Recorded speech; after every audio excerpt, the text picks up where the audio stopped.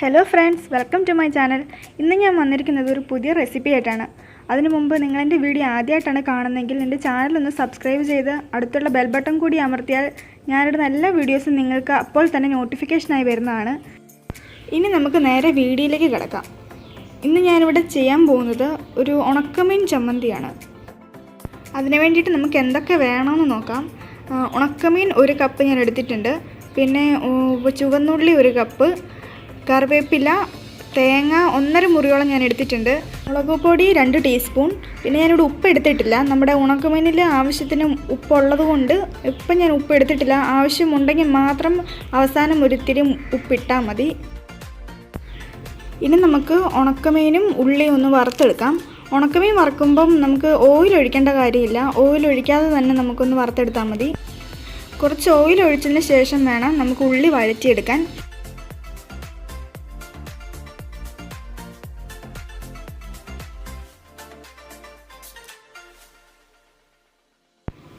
ഞാനിവിടെ ഉണക്കമീനും ഉള്ളിയും വറുത്തെടുത്തിട്ടുണ്ട്.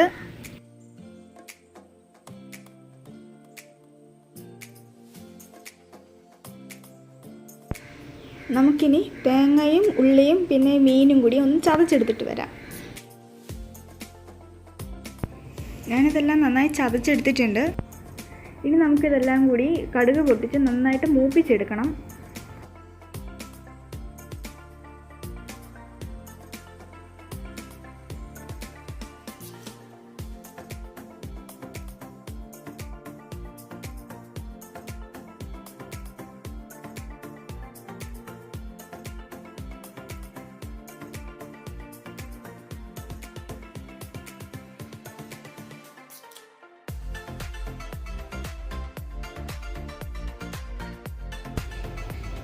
നമ്മുടെ ഉണക്കമീൻ ചമ്മന്തി ഇവിടെ റെഡി ആയിട്ടുണ്ട്. ഇനി നമുക്ക് സ്റ്റൗ ഓഫ് ചെയ്ത് മറ്റൊരു പാത്രത്തിലേക്ക് മാറ്റാം. നിങ്ങളെല്ലാവരും ഇത് ട്രൈ ചെയ്ത് നോക്കണം. നല്ല അടിപൊളി ഒരു റെസിപ്പിയാണിത്. നിങ്ങൾക്ക് വീഡിയോ ഇഷ്ടപ്പെട്ട് കഴിഞ്ഞാൽ ലൈക്ക് ചെയ്യാനും ഷെയർ ചെയ്യാനും മറക്കല്ലേ. ഇനിയും നാളെ മറ്റൊരു വീഡിയോയുമായി കണ്ടുമുട്ടുന്നത് വരെ ബൈ.